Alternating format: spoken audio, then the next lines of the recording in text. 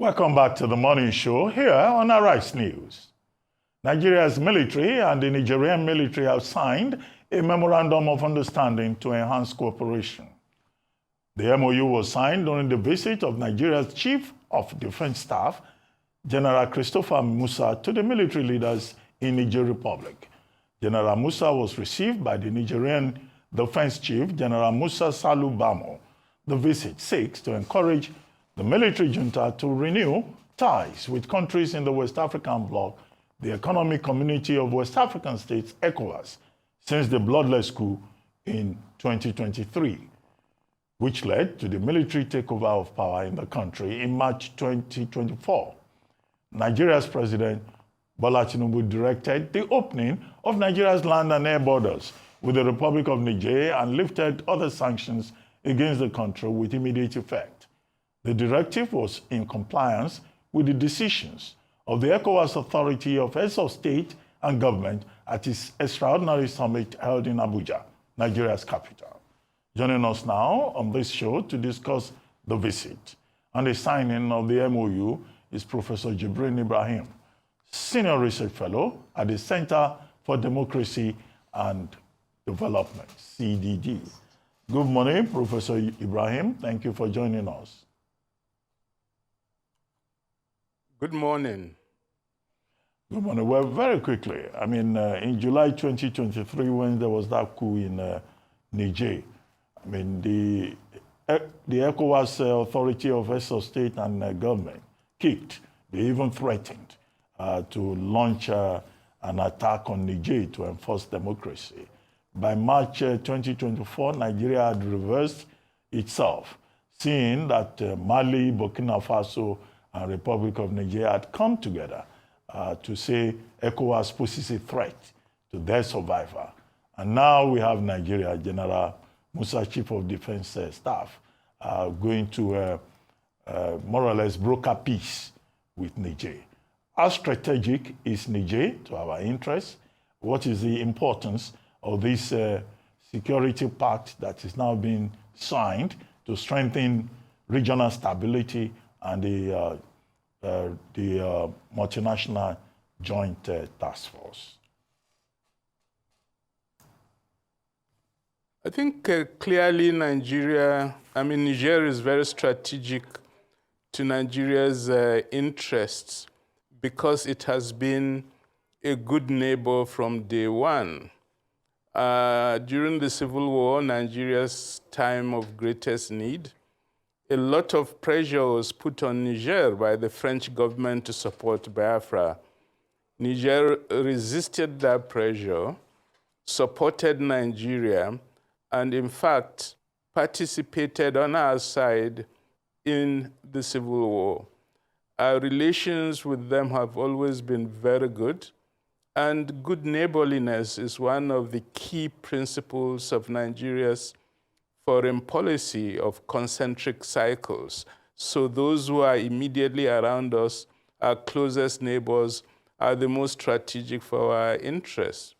It was unfortunate that the differences developed last year over the coup, especially on the question of the possible attack on Niger Republic.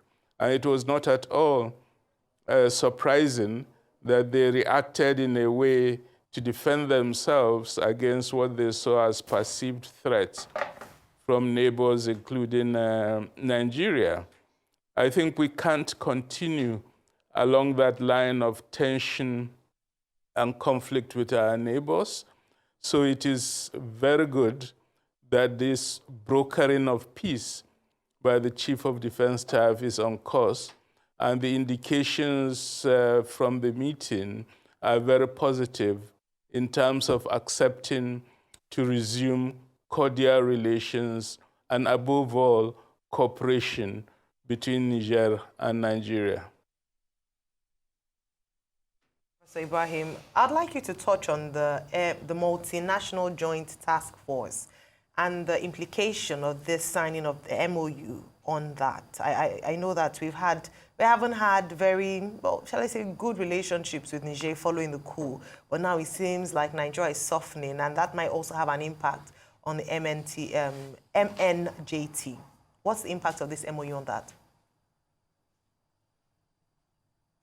I think the impact is very significant. For over 1 year now, cooperation between Niger and Nigeria in terms of the war against Boko Haram has been suspended, and the joint patrols and joint actions being carried out by the two countries against terrorism have ceased. And I think one of the main objectives of this MOU was precisely to be able to resume that cooperation against terrorists. I think it is very significant that the government of Niger has accepted to resume that cooperation and collaboration in terms of the joint work of the joint task force. It is important for our security.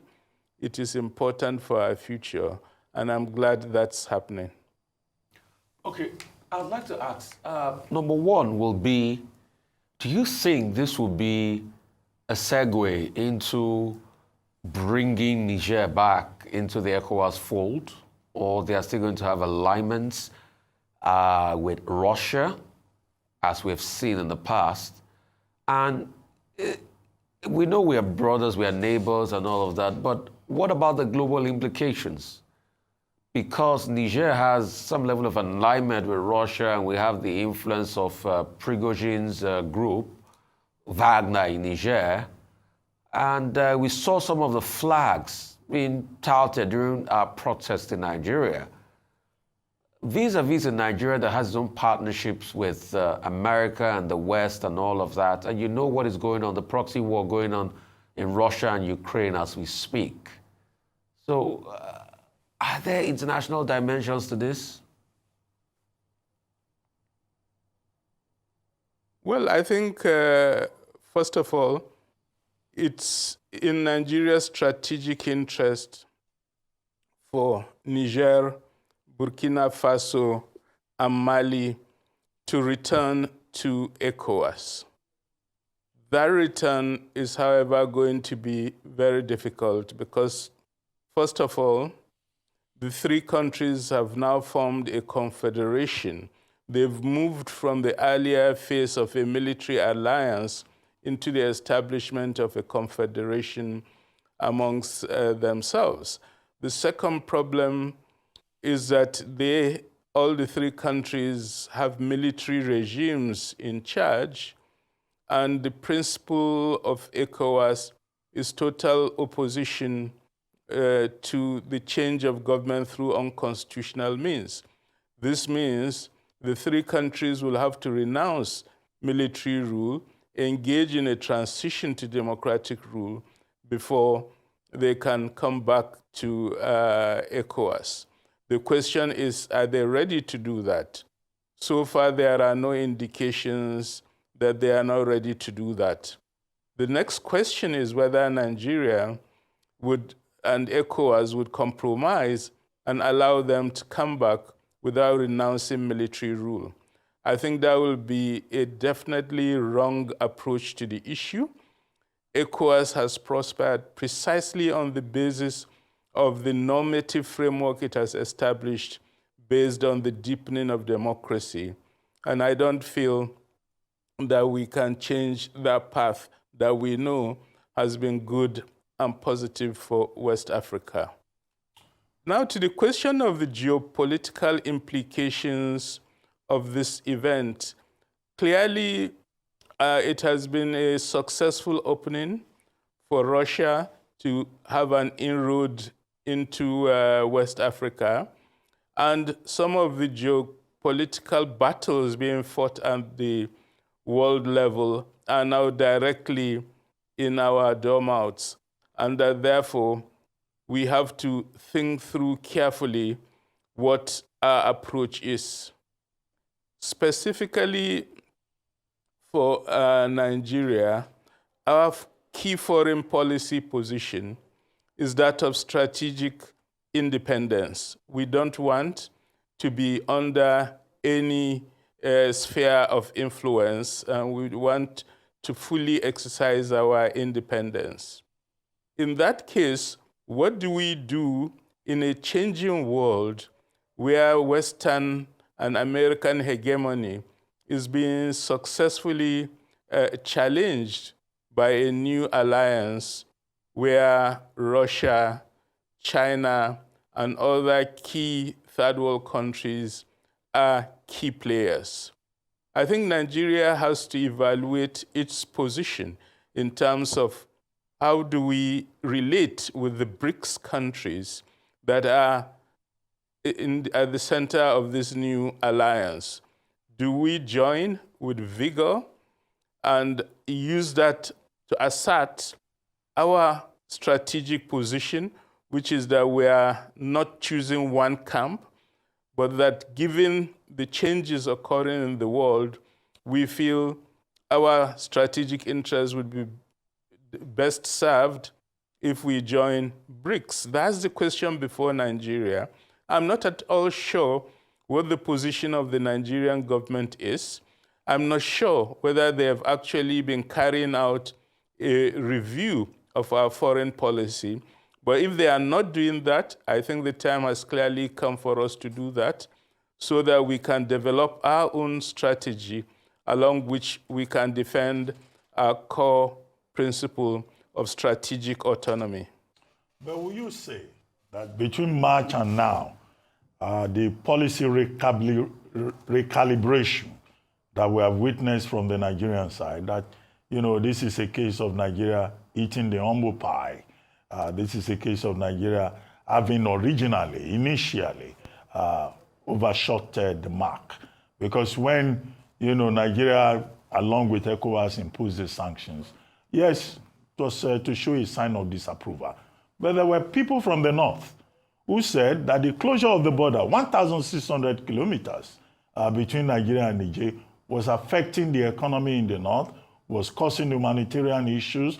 Even members of the House of Reps spoke up and said it was not strategic to close the border. And now we've gone back to what those northern representatives and other leaders of thought in the north said.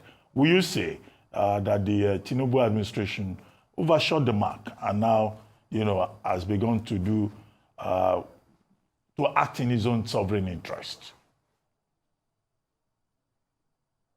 I think there's no doubt that the Nigerian government and ECOWAS made strategic blunder and scored an own goal in terms of the actions it takes.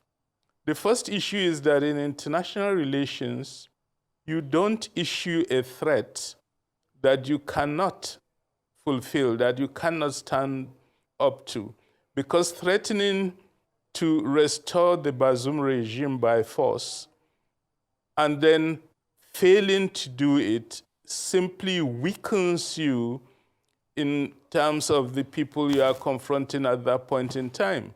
So it was very clearly a blunder, and we shouldn't have done that. The second issue, which generated a lot of concern, not just in northern Nigeria, but throughout the country, is the risk of starting a war.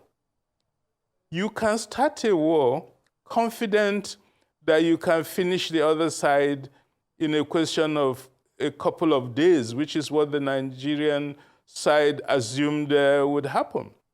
But there's no guarantee that that war won't drag, won't spread, and wouldn't be a major problem for you spreading over wars, which seeing what happened in Ukraine, where Russia thought it will take over that country in 2 or 3 days.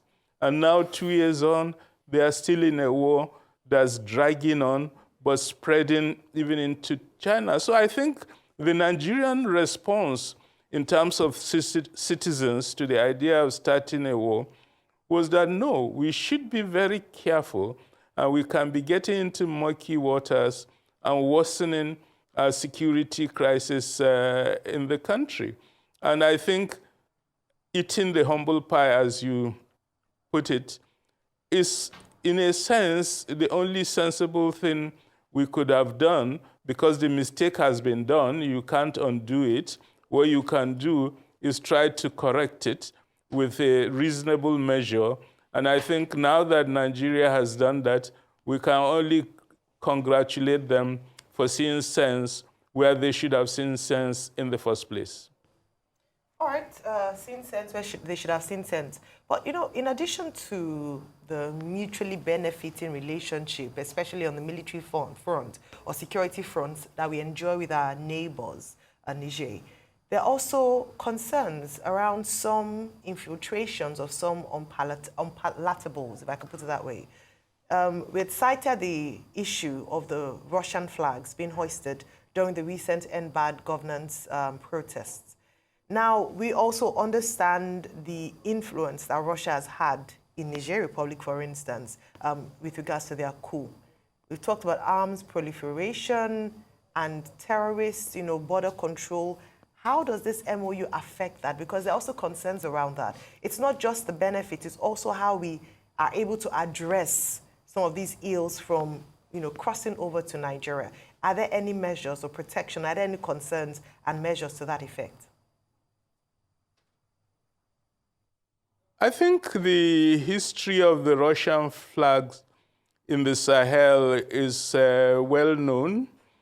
You will recall about 1.5 years between the July 2023 coup in Niger, French troops were moving from Mali to Niger. And when they entered Niger, people were demonstrating against them.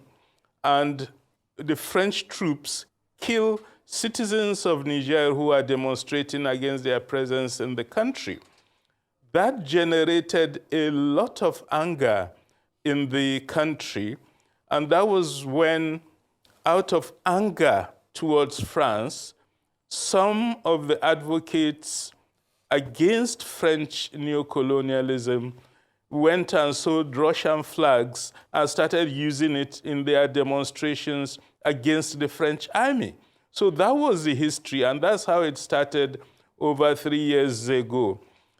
In that process, this news that getting Russian flags and using it to demonstrate is a good way of fighting neocolonialism, and specifically in this case, harassing France out of the country through instigating a radical army coup.